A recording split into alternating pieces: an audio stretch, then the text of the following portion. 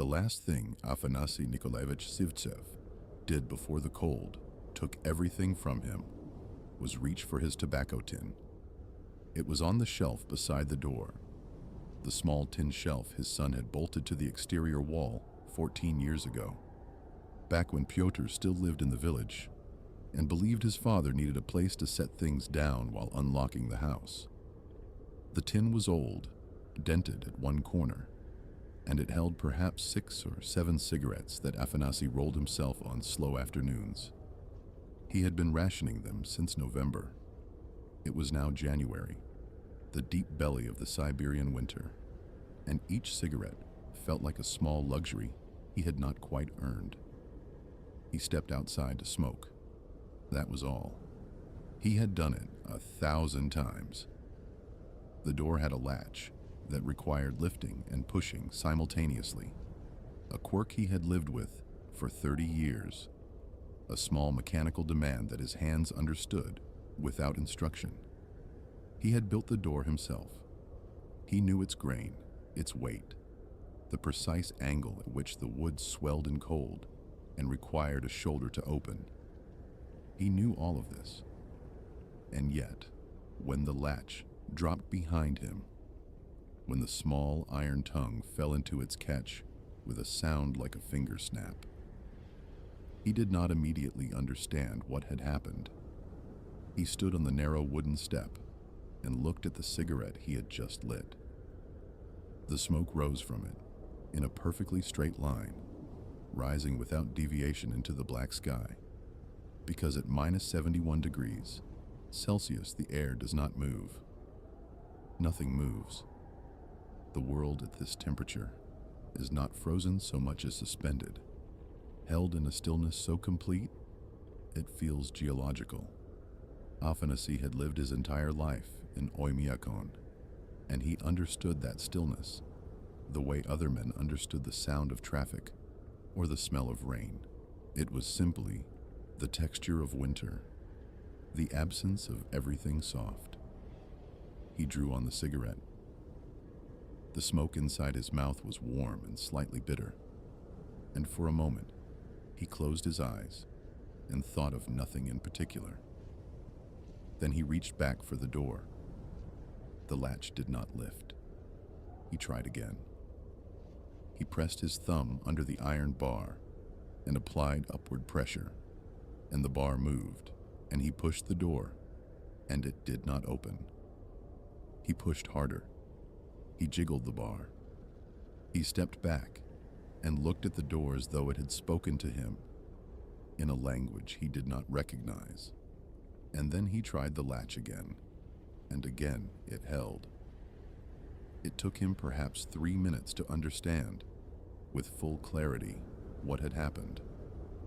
The internal part of the mechanism, the small iron plate that the bar rested against when properly aligned, had shifted. It happened sometimes in extreme cold, the metal contracting infinitesimally, the tolerances collapsing. He had felt it happen before, but always from the inside, where he could fiddle with the mechanism by candlelight and eventually coax it open. From the outside, there was no access to the inner plate. The door was, in the most literal sense, locked. He stood in front of it for a long moment. He was wearing felt boots, Valenki, over 2 pairs of wool socks.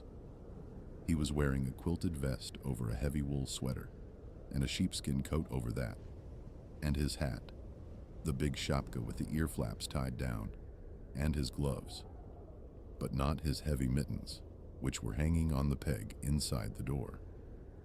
He had his gloves, the thin ones he wore for rolling cigarettes and doing small work near the stove. They were adequate for a 30-second trip outside to smoke. They were not adequate for anything else. He knew this immediately. He dropped the cigarette. It hit the snow and lay there still burning, a tiny orange eye in the dark, and then it went out. The village of Oymyakon contains, depending on the season and the mood of its inhabitants, between 400 and 500 people. It sits in a valley in the Sakha Republic, nearly 500 kilometers southeast of Yakutsk, and it is ringed by mountains that trap cold air the way a bowl traps water. The cold comes down from the mountains and settles in the valley and stays. It is not a temporary visitation. It is a resident. In January, the sun rises for perhaps 4 or 5 hours, a pale, oblique light that does not warm anything, and then it departs, and the cold reasserts its authority without apology. It was 3 in the morning. The sky was clear and absolutely packed with stars, the kind of star field that exists only in places where there is no humidity in the air, and no light pollution, and no aircraft, and no movement of any kind. The Milky Way was a pale scar across the black. Afanasy did not look at it. He was looking at his door. The houses of Oymyakon are small. They are built close to the ground because warmth sinks, or so the old people said. Though the real reason is simpler. Small volumes are easier to heat. The walls are thick, a foot or more of log, chinked with moss and insulated with strips of felt. And each house sits on foundations that are designed to avoid disturbing the permafrost too aggressively, lest the ground itself shift and crack the walls. Afanasy's house was perhaps 8 meters long and 5 wide. It had 3 small windows, all double glazed and shuttered from inside. It had a metal chimney pipe that rose from the iron stove in the main room and emerged through the roof. And from this pipe, even now, smoke rose in a vertical column, a thin, steady thread of pale gray that climbed into the black sky and did not deviate by so much as a centimeter. The stove was burning. He had loaded it an hour ago. It would burn for another 3 or 4 hours before it needed attention. The heat inside was his. He could not reach it. He stood at the door for another minute, pressing his gloved hands flat against the wood, feeling nothing through the thin leather. Then he began to think. The windows were shuttered from inside. He could break one. The glass would shatter easily at this temperature, brittle as old porcelain. But the shutters were bolted, and the shutters were thick, and his hands were already beginning to lose sensation at the fingertips. He could not work a bolt, he could not feel. He could shout, but the nearest neighbor, Kolya Bernyshev, was 50 meters away, through packed snow and solid walls, and a sleep that men in this climate earned thoroughly. He could shout. He would shout. But not yet. First he had to think. The thought arrived with an almost insulting calmness. You have perhaps 2 hours before your core temperature drops to a fatal level. Less if you stop moving. Begin moving. He stepped off the wooden step and began to walk. The first thing the cold does is lie to you. At minus 20 degrees Celsius, it is simply uncomfortable. At minus 40 degrees Celsius, it is genuinely painful, but the pain is still legible, still connected to sensation, still a message your body is sending you about the world. At minus 50 degrees Celsius, the pain begins to transform into something else, something closer to weight, as though the cold is not a temperature, but a physical force pressing against your skin from all directions. And at minus 71 degrees Celsius, and Afanasy did not know the precise reading tonight, though he had lived through this temperature before, had driven cattle through it, had repaired fences in it, had once walked 3 kilometers home in it when his horse went lame. At minus 71 degrees Celsius, the air itself becomes a hazard. Breathing it directly will damage the lungs. The moisture in your eyes will freeze if you expose them fully. Metal will adhere to skin in seconds. A cup of boiling water thrown into the air will vaporize before it falls. Afanasy wrapped his scarf. He had his scarf, thank God, looped around his neck. higher over his nose and mouth. He breathed through the wool. The moisture from his breath immediately frosted the fibers, and he could feel that frost forming with each exhalation, a thin crinkle against his upper lip, and within a minute, the scarf over his nose was stiff. He adjusted it. He breathed carefully, slowly, drawing the air through the wool and letting it partially warm before it entered his throat. He had done this before. He knew how to breathe in deep cold. You breathed as though you were breathing expensive things, as though each breath cost you money. He walked in a circle around his house.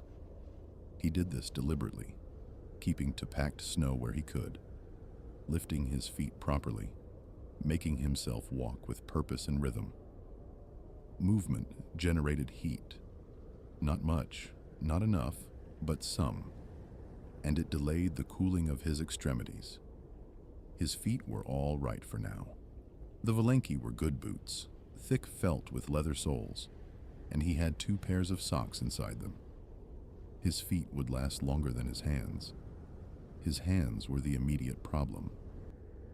He paused at the corner of the house and pressed both gloved hands into his armpits, holding them there, transferring heat from his core to his fingers. He stood like that for a moment, slightly hunched, arms crossed over his chest. He looked like a man waiting for a bus. He thought, briefly, and with a dark humor that surprised him, that this was an absurd way to die. He did not believe he was going to die. Not yet. The belief would come later, creeping, and he was not ready for it.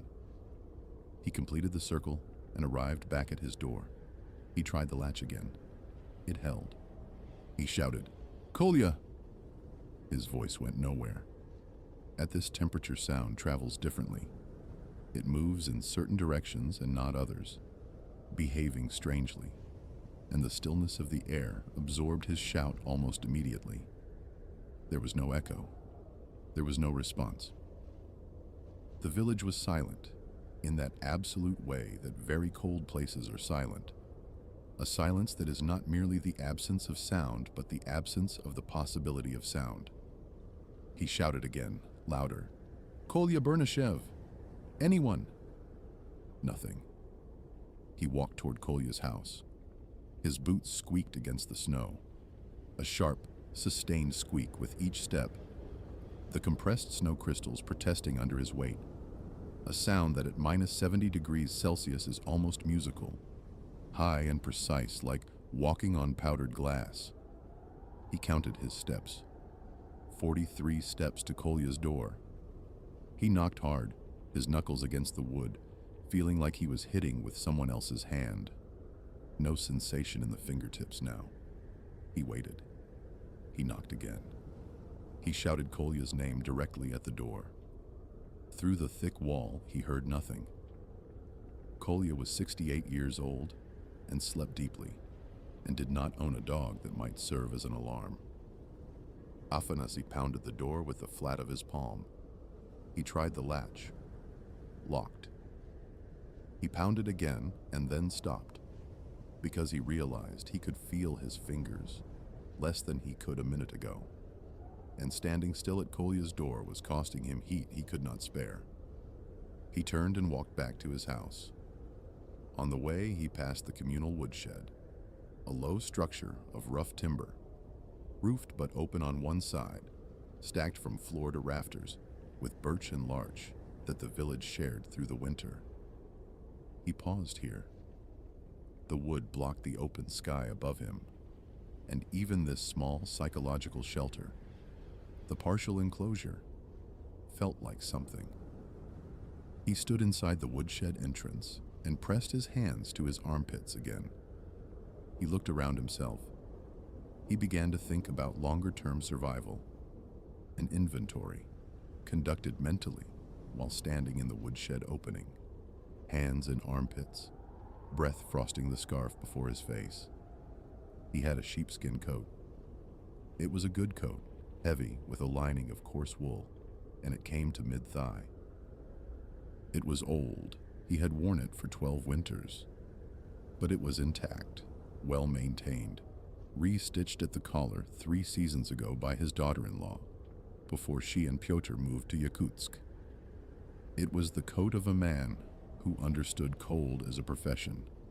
He had the quilted vest beneath the coat. He had the heavy sweater. He had wool trousers, lined. He had valenki and 2 pairs of socks. He had his shapka, the big fur hat with the ear flaps down and tied under his chin. He had his scarf. He had thin leather gloves. He did not have his heavy fur mittens on the peg inside the door, his second scarf also inside, his extra hat inside, his face mask inside, his emergency kit, a tin box inside the stove bench containing matches, a small folding knife, and a piece of dried meat. He had assembled it years ago for exactly this kind of situation, and it was inside his locked house, which struck him now as a philosophical failing of considerable proportion. He had no matches. He had no knife. He had no food or water. He was 71 years old. He had a bad knee, the left one, that had been producing an aching cold sensation for the past hour that was now becoming a sharper, more specific pain. He had mild arthritis in both hands. His heart was sound. The last time the medical van came to Oymyakon, the young doctor from Yakutsk had listened to it and nodded with the neutral expression of someone who finds nothing interesting. A sound, ordinary, elderly heart. He had the woodshed. He had the sled. Afanasy walked to the back of the woodshed. Leaning against the far wall, behind a rack of split birch, was a broad wooden sled. A flatbed work sled with heavy wooden runners, used in autumn for hauling wood from the forest. It was perhaps 2 meters long and 1.5 meters wide, with low wooden sides. It belonged to the village, or to no one in particular, which in this village amounted to the same thing. He looked at the sled for a moment. Then he began to think about building a shelter. His hands were the first real problem.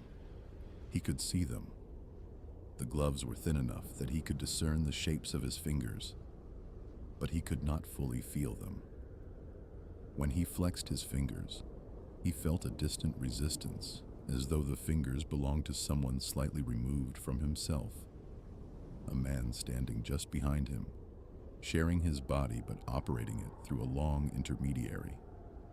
He flexed them constantly as he worked, refusing to let them rest. He pulled the sled away from the wall. It weighed perhaps 40 kilograms and moved reluctantly.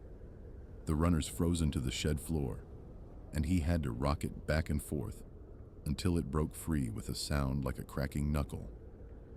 He pulled it to the opening of the woodshed, angling it to create a partial wall across the open side. It did not close the opening entirely. There was a gap of perhaps 30 centimeters at each side, but it blocked the direct line from outside. The wind was 0. In the total stillness of the night, convective heat loss was his primary enemy. The natural radiation of heat from his body into the surrounding cold, rather than wind chill, which was almost merciful. A wind tonight would have killed him in 40 minutes. The stillness might give him until morning. Might. He stacked firewood in the gaps at each side of the sled, filling the spaces with split birch from the nearest stack. He worked methodically and not quickly, because he could not afford to sweat. Sweat meant moisture, and moisture meant catastrophic heat loss. But he also could not afford to work too slowly, because the cold was already in his hands and moving. It moved like water, upward and inward, following the paths of least resistance. He collected burlap sacks from a hook near the back of the shed, 3 of them, rough and stiff with cold, and carried them to his improvised shelter. He draped one over the top of the sled, wedging its corners under the wooden sides, creating a partial roof. The sacks were frozen stiff as boards and resisted being shaped, but he worked them with both hands, pressing and folding, until they achieved a rough dome over the interior space of the sled bed. He sat down inside. The space was small, 2 meters long, 1.5 meters wide, perhaps 70 centimeters of headroom if he sat with his spine curved. He could not stand. He could not fully extend his legs, but the walls, the sled sides, the stacked firewood, the burlap overhead, created a volume of air that his body could begin to warm, not to warmth, not to anything like warmth, but to something measurably less cold than the surrounding air. A degree, perhaps 2. The difference between minus 71 degrees Celsius and minus 69 degrees Celsius is not meaningful in absolute terms. In survival terms, it is the difference between the problem getting worse at a rate of 10 or a rate of 8. He drew his knees to his chest. He pressed his hands, still gloved, between his thighs, which were the warmest accessible part of his body, and he held them there. He felt slowly over several minutes, a faint tingling in his right index finger. Just the right index finger. He concentrated on it as though it were important information. Outside, the village was absolutely still. He could see, through a gap in his improvised walls, the chimney of his own house. The smoke rose from it in that perfect vertical line, rising and rising into the black sky, going wherever smoke goes in still air above the coldest place on earth. He watched it for a while. He thought about the stove inside, the iron stove with its crackling birch, the heat radiating from its cast sides into the small room. He had loaded it at 11 o'clock. It was now perhaps 4 in the morning. In another hour, the fire would begin to diminish. By 5:30, it would be reduced to embers. By 6 or 7, depending on how much heat the walls retained, the inside temperature would begin to fall toward outside temperature. If no one found him by 6:30, the situation would change in ways he did not want to think about directly. He thought about them anyway. Memory comes for you in the cold. He had been told this once by an old man, a hunter named Vasily, who had lived in the northern forest most of his life, and who spoke of cold the way a theologian speaks of God, with respect and without romance, who said that when the body's temperature begins to drop, the mind turns inward and backward, looking for warmth. In stored experience, the way a fire, when the new wood runs out, begins to consume its own structure. Afanasy sat in his sled shelter and did not intend to remember. He intended to breathe carefully and flex his fingers and count his heartbeats and think about practical things. But the memories came anyway. His wife, Nadia. She had died 8 years ago in March, and he still expected her sometimes when he returned to the house, still turned to say things to the space she had occupied beside the stove. She had been a woman of tremendous physical warmth. He meant this literally, not metaphorically. Her skin had always been warmer than his, her hands like heated stones against his face in the morning. He could feel those hands now, which he understood was not a good sign. Which he understood was the kind of specific sensory hallucination the old hunter Vasily had warned him about. He felt them anyway.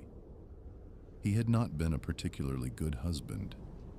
He had been a present husband, a faithful husband, a husband who came home every night and repaired things when they broke, and did not drink excessively after the first decade. But he had not been tender. He had grown up in a family where tenderness was not the language spoken, and he had never learned it fully, and there were things he had never said to Nadia that he thought now, in the cold, with a clarity that felt almost physical. He thought, "I should have told you more things." He flexed his fingers. His left knee was reporting something that was no longer accurately described as pain. It was more like a sustained formal complaint, a legal document rather than a shout, detailed and humorless. He changed position slightly, extending the leg as much as the sled space allowed. His boots were still sound. His feet were cold but present. He could wiggle his toes, both feet, and he did this every few minutes, confirming their continued participation. Around him, the forest cracked. This was the sound he had heard since childhood, on extreme cold nights. The trees splitting. At -71 degrees Celsius, the sap inside the birch and larch freezes and expands, and the wood fiber separates under the pressure, producing a sound like a rifle shot, sudden and sharp and directionless. The first time he had heard it as a boy, he had believed the forest was being hunted. His father had explained it to him. The trees are doing the same thing you are. They are trying to hold together. He heard the cracks every few minutes, sometimes 2 or 3 close together. A rapid percussion from the forest's edge, perhaps 300 meters north. Sometimes a single sharp report from somewhere behind the houses, close enough to make him start. Each crack seemed to arrive in the silence with a slightly personal quality, as though addressed specifically to him. He was aware that this interpretation was not rational. He was also aware that rationality was a function of temperature. He breathed. He thought about what he knew about the morning. The sun would rise at approximately 9:17. He knew this with precision because he had been watching the sunrise time shift by 3 or 4 minutes each week since the solstice. The way a man in a mine watches the shaft of light from the entrance grow.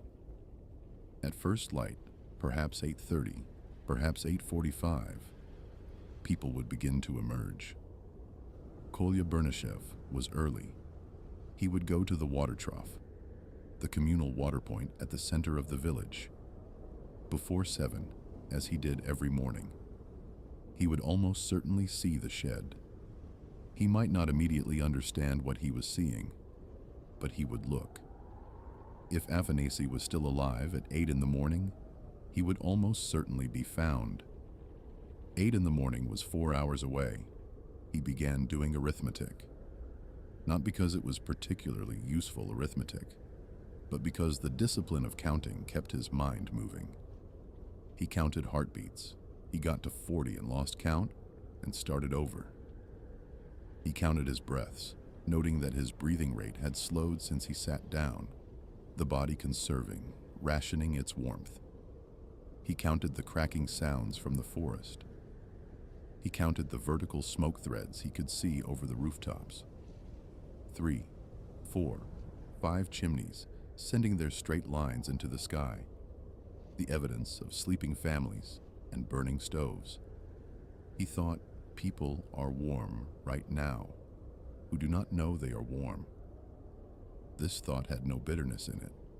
It was simply an observation about the world. He did not know when he started to lose time. This was, itself, the warning. He was counting heartbeats, and then he was not counting.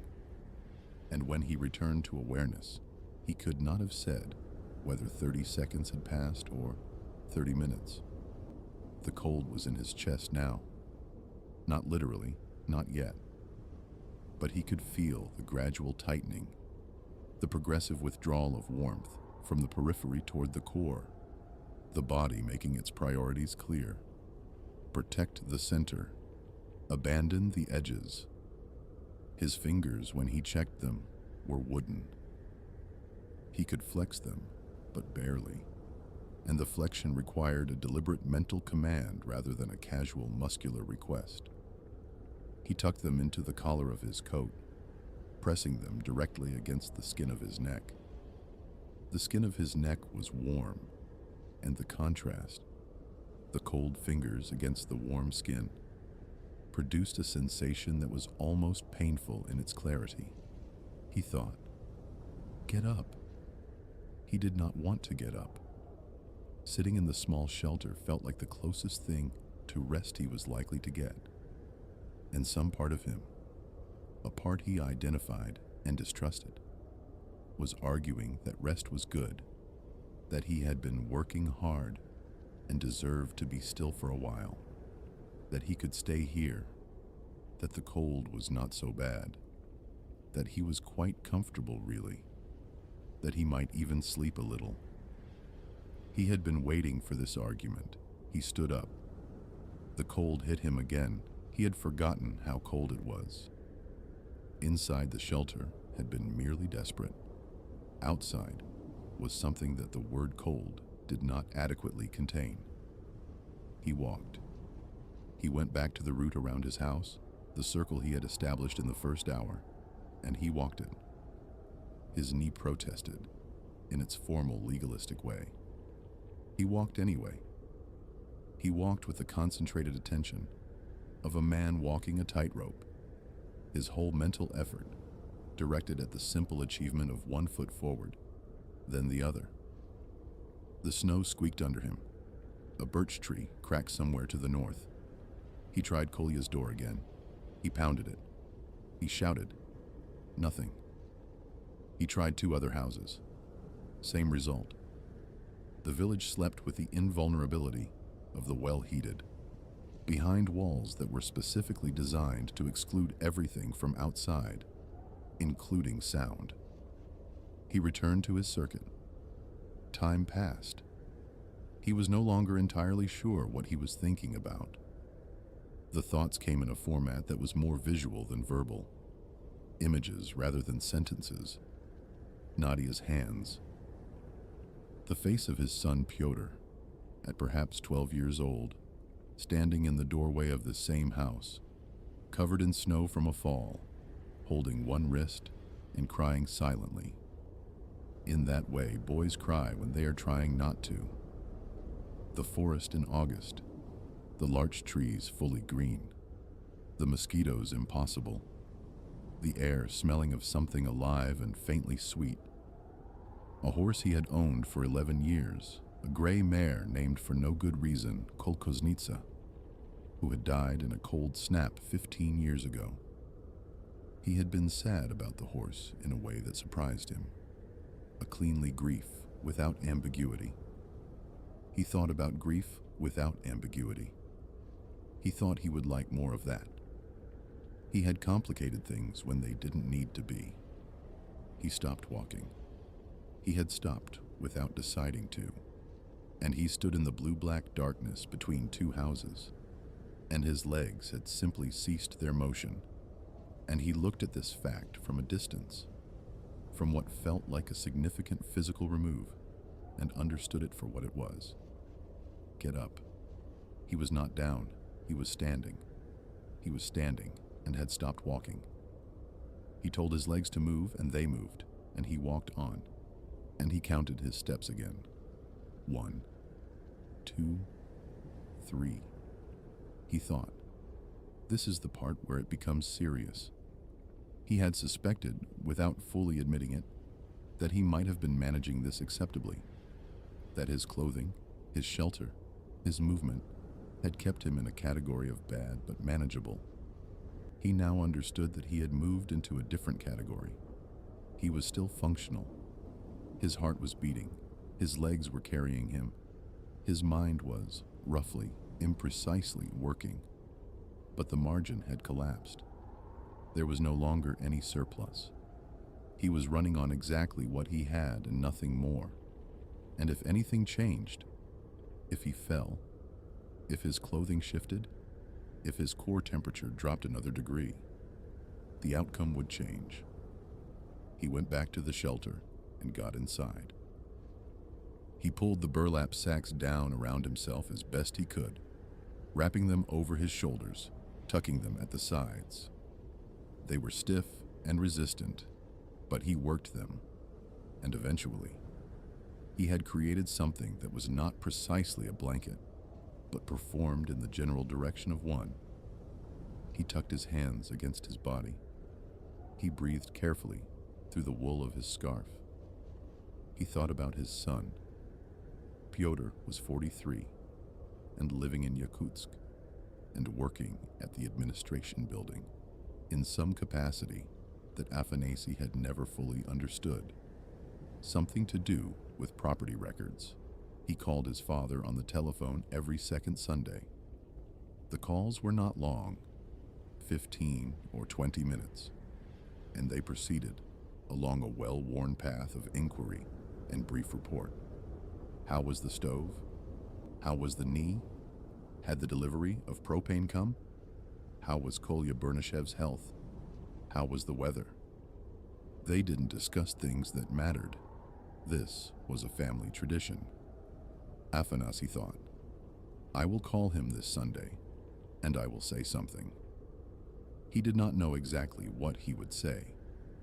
He had 71 years of practice at not saying things, and he did not believe this would be reversed in one phone call. But something. He would say something that was not about the stove or the propane. He held this intention as a kind of warmth, a small, specific heat source in the center of his chest, next to his sound and ordinary elderly heart.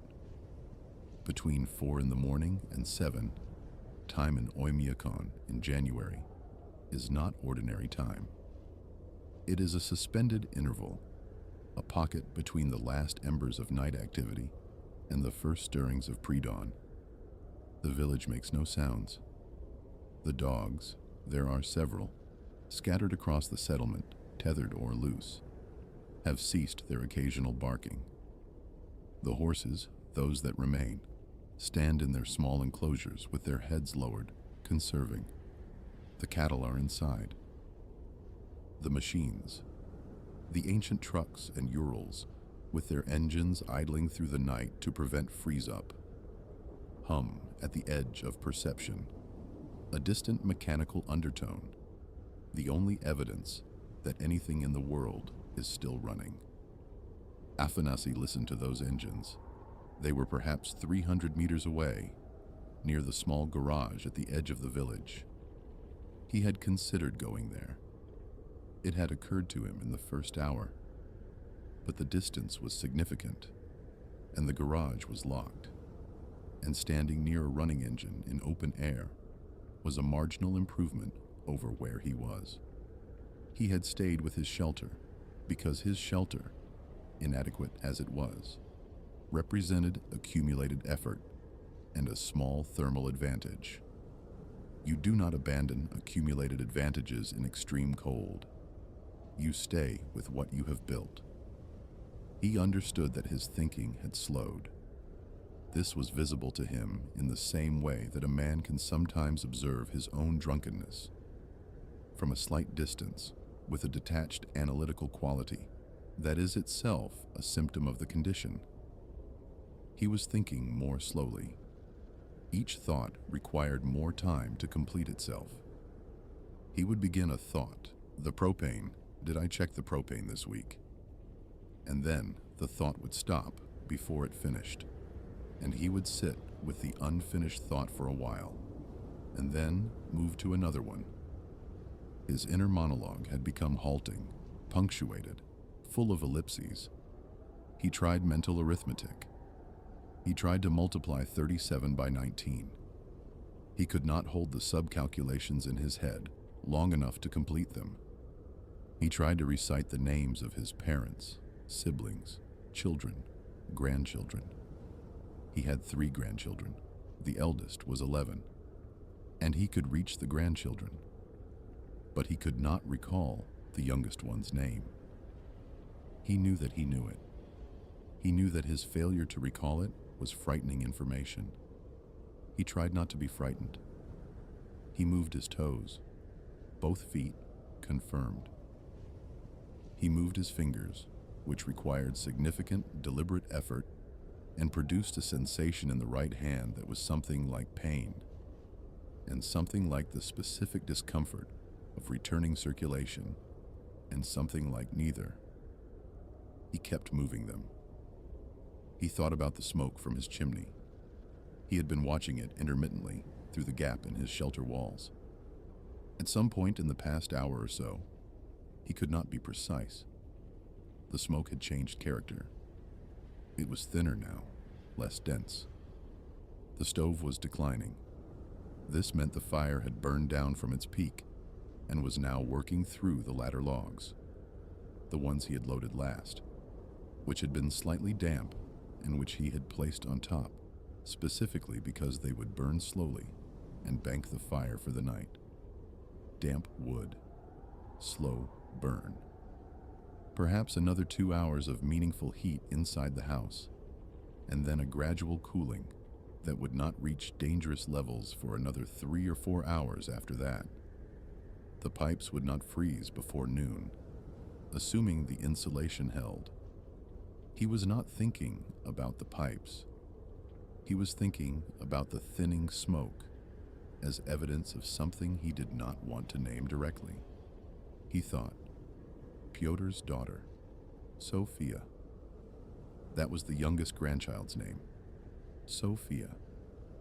She was 4 years old and had his wife's eyes, which was a thing that Afanasi did not say to anyone, but that he thought about sometimes in the evenings, looking at the photograph on the shelf beside the stove. Nadia's eyes in a 4-year-old face. The continuance of something. He said the name aloud, quietly, under his scarf. Sophia. His voice was strange, thickened, reduced. A voice that had been left outside in the cold and was not operating at full capacity. But it was his voice. He sat with that for a while. He thought, I am not going to tell this story to anyone. This thought arrived with total clarity, and it was followed by a second thought that was equally clear.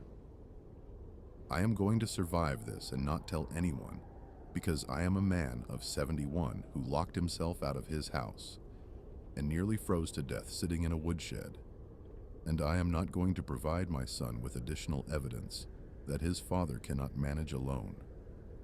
He almost laughed. He did not laugh because laughing would have wasted heat, and also because the almost laugh collapsed into a sustained shivering spell that lasted 3 or 4 minutes and left him feeling slightly hollowed out, as though the shivering had taken something from him. Shivering was his body's attempt to generate heat. It was a successful attempt. He could feel the brief metabolic elevation, but it was expensive. He could not sustain it indefinitely. His body was beginning to make budget cuts. There is a threshold in severe hypothermia, a threshold that doctors describe in clinical language, that hunters describe in plainer terms, where the body's thermoregulation fails sufficiently that the sensation of cold is replaced by a paradoxical warmth. The old hunter Vasily had told him about this. Men have been found dead in the snow with their coats off. They took them off because they were burning. The vessels that have been constricted against the cold for hours suddenly dilate, flooding the periphery with blood that interprets this flooding as heat. The man takes off his coat. He lies down in the snow. He is comfortable for perhaps the last 10 minutes of his life. Afanasi was not there yet. He knew he was not there yet because he was still very cold and still very uncomfortable. The paradoxical warmth was not something he was experiencing. He was experiencing the opposite, a deep, total, bone-resident cold that had ceased to feel like temperature and had become instead a constant pressure, a geological weight, as though he were being held at depth. But he was also noticing that certain parts of the discomfort had decreased. His hands had been painful an hour ago. They were no longer painful. He understood what this meant. Absence of pain in the extremities in extreme cold is not improvement. It is the extremities withdrawing from the conversation. He took off one glove and looked at his right hand. The hand was white. Not pale. White. The fingers were white, from the second knuckle to the tip. He touched the white fingers with his left hand and felt nothing on either side. No pressure through the white fingers. No temperature in the left hand's fingertips. He was looking at his own hand, and it was telling him something very specific about the future. He put the glove back on. This required 3 attempts. His left hand was not fully cooperative, and the task of feeding the right hand back into the glove became briefly complex in a way that a simple task becoming complex is one of the most frightening things a person can experience alone in the dark. He got the glove on. He thought, stand up, walk. He stood up. He walked. The circuit, the house, the corner, the side, the back, the other side, the door. Try the latch. It held. The corner, the front. 32 steps. He counted. He walked it twice. He walked it a third time. His knee was no longer a formal legal complaint. It was direct, unambiguous physical resistance, something he walked through rather than with. On the 4th circuit, he shouted again, "Kolya! Someone! Help!" His voice was worse than before, flatted, attenuated, the sound of a voice working with reduced resources. He did not expect an answer. He shouted anyway because the act of shouting required muscular effort, and muscular effort was one of the things still available to him. He stopped at the woodshed on the way past and looked at his shelter. He had built it. It was standing. It was not warm, but it was there, and he had made it himself in the dark, at the coldest temperature he had experienced in several years, with no tools and inadequate gloves, and it was there. He looked at it with something that was not quite pride, something more functional than pride, more like confirmation. He had done what could be done. He was still doing it. He went back inside. He sat down. He thought about nothing for a while. Then he thought about the sky. The sky does not warm before dawn. Nothing warms before dawn. This is a misunderstanding that people from temperate climates carry. That light and warmth arrive together. That the sky lightening means the air lightening. It does not. Dawn in Oymyakon in January is simply a visual fact, a change in what you can see, and the temperature often continues to fall into the morning hours, reaching its nadir between 7 and 9 as the Earth completes its nighttime radiation of stored heat. But the sky does change. The first change is a slight differentiation in the darkness. Not light exactly, but a modification of the darkness from complete to almost complete. A shift from the absolute flat black of 3 in the morning to something very dark gray at the eastern horizon. Then the stars at that horizon diminish, not one by one, but collectively. A subtle softening, the brightest ones still visible, but the field of them thinning at the edge. The Milky Way fades last. Afanasy saw this. He was no longer doing a lapse. His knee had declined entirely to support another circuit, and he had used the last of his deliberate walking energy, making 3 final loops, and then returning to the shelter. He was sitting inside, knees drawn up, hands somewhere against his body in a configuration. He had stopped monitoring precisely, breathing through his scarf. But he could see, through the gap between the sled side and the stacked wood, a rectangle of sky. And the rectangle of sky was changing. He watched it the way a man stranded at sea watches a distant shore, not moving toward it yet, not able to, but watching with the specific attention of something that matters. He was very cold. He was cold in a way that had ceased to be a collection of symptoms and had become simply a condition, a weather system, with him as its location. He was cold the way a stone is cold. His thinking was slow, and his movements were slow, and his heartbeat, when he attended to it, was slow and somewhat irregular, a rhythm that skipped occasionally, like a stone skipping across ice. He was not alarmed by the irregularity. He was noting it. He thought, the stove will be embers now. The smoke from his chimney had stopped some time ago. He could see the chimney pipe, a black tube against the barely lightening sky, with no thread of smoke rising from it. The stove had burned down. The house was cooling. He thought about this. He thought, it does not matter, because by the time the house is dangerously cold, I will either be found or I will not. This was the clearest thought he had produced in several hours, and he was mildly pleased by it. The way you are pleased when something you have been struggling with resolves itself cleanly. By the time the house was cold, this would be over, one way or another. He moved his right hand. He flexed the fingers. He could move them, just barely, but he could not feel them.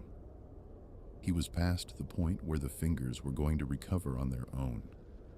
He needed heat, real heat, not the marginal thermal management of a burlap and sled shelter. He needed to get inside. He needed someone to find him. He shouted. He shouted the way a man shouts who does not have much voice left, with intention rather than volume, the words directed at the cold air without much expectation of arrival. Kolya, Bernyshev, help, help me. He could hear how attenuated the sound was, how quickly it died in the still air, but he shouted again anyway. And then he heard a sound that was not a tree cracking, and not an engine, and not his own breath. He heard a door. The sound of a door in Oymyakon in January is particular. The wood swells against itself and must be pushed, and the push makes a low grinding sound, followed by the creak of hinges that are perpetually slightly stiff with cold, followed by a brief inrush of air. He had heard that combination of sounds 40,000 times in his life. He heard it now, and he oriented toward it immediately, turning his body toward the gap in his shelter wall, pressing his face to the gap. Light. A thin, vertical line of light, yellow-orange, from inside Kolya Bernyshev's house. The door stood open. A figure stood in the doorway, bundled, shapeless, a shadow with a fur hat. Afanasy tried to shout. What came out was not a shout. Kolya! The figure in the doorway did not hear him. The figure stepped down off the step and turned toward the communal water point. The same route Kolya walked every morning. He was perhaps 40 meters away. Afanasy tried to stand and failed. His legs did not respond immediately. There was a delay, a bureaucratic pause between the command and the execution, and he fell sideways against the sled, which moved but held, and he pushed himself up with both arms, and this time his legs engaged, and he stood, and he came through the gap in the shelter wall into the open air. He walked toward Kolya's retreating figure. He did not shout, because he did not have the voice for it. He walked. His legs were working now, working badly, working with the uneven gait of a man who has been sitting in the same cramped position for hours, who has lost significant circulation in both lower limbs, who is cold in ways that are going to need several hours and a working stove to begin to address. But working. He walked. He was perhaps 20 meters from Kolya when the old man turned. Whether he heard the footsteps squeaking in the snow, or some peripheral movement caught his attention, or simply the accumulated logic of old men in cold places who have spent a lifetime alert to things out of place, he turned, and he saw a fantasy. He stood there for a moment. Then he walked quickly to Afanasy, covering the distance in a way that surprised them both. And he took Afanasy's arm, and he said something that Afanasy did not fully process. And Afanasy said, "My door." Kolya looked at him. He looked at Afanasy's face. The frost on the eyebrows and lashes, the white-tinged color that cold gives to exposed skin, the specific stillness of features that have been cold for a very long time. And he did not ask questions. He turned Afanasy toward his own house and guided him up the steps and through the door. And the interior of Kolya's house received Afanasy like a physical thing, like walking into water, the heat pressing against him from all sides. He stood in the middle of Kolya's main room and did not move. Kolya's stove was well banked and radiating strongly. The room was perhaps 60 square meters. It smelled of birch smoke and tea, and the specific interior smell of a Yakut home in winter. The smell of kept warmth, of heat that has been maintained with effort. Afanasy stood in the middle of it and did not remove his coat and did not speak for a long time. Kolya brought tea, sweet, black, very hot. Afanasy's hands shook so badly that Kolya had to hold the cup for him. They did not speak of the night. Kolya's neighbor, a younger man named Semyon, who worked at the garage, came an hour later with tools and opened Afanasy's door in under 3 minutes. A small flat pry bar applied to the inner plate through a gap at the door edge, a technique Semyon had used before. He said nothing about why he was being asked to do this.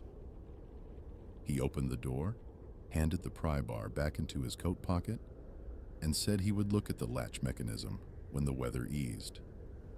Afanasy's stove, when he entered his house, was cold ash. He sat down in his chair and did not rebuild the fire for 20 minutes. He sat with his hands in his lap and looked at the photograph on the shelf.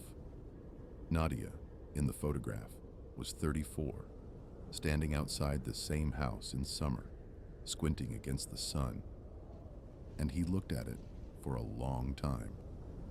His right hand, 2 fingers, had frostbite of the moderate variety, the skin blistered and white, the sensation absent. The regional medical worker, a woman named Tatiana, who drove out from the next village once a week, came 4 days later and assessed the damage and said it was what it was, that the fingers would heal with reasonable care, that he had been lucky. He did not think of himself as lucky. He thought of himself as a man of 71 who had made a significant error and had managed the consequences of that error through a long night without anyone's assistance, and who had emerged from that night with 2 frostbitten fingers and a knee that would trouble him for the rest of the winter, and an understanding of certain things that he had previously understood only in theory. He rebuilt the fire. He loaded it with good dry birch, and he stayed beside it, close enough to feel the heat against his face, and he watched the wood catch. The smoke began to rise from his chimney. He watched it through the window, vertical, thin, rising steadily into the pale January sky, joining the other threads from the other chimneys, each one a small proof of a working stove and a house inhabited and a person still present in the world. The village from above, he thought, in deep winter, must look like that. A field of smoke threads, all vertical, all identical in their refusal to move, rising and rising into the cold sky and dispersing somewhere far above the mountains, into air so cold and clear it was barely different from nothing. He called his son on Sunday, as he always did. Pyotr asked about the stove.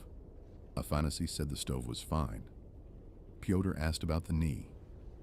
Afanasy said the knee was what it was. There was the usual pause, the pause in which the conversation typically folded itself into a close.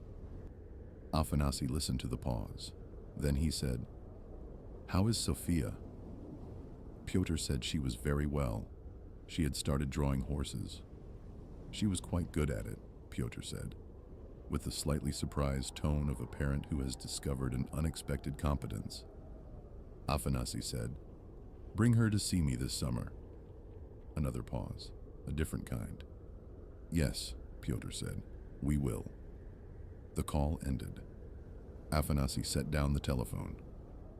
Outside, the smoke from his chimney rose straight and undeviating into the Siberian sky, which was very blue and very cold, and entirely indifferent to everything that had happened under it, as it had always been, and would continue to be, with or without him. He was still here. That was what it amounted to. He was still here.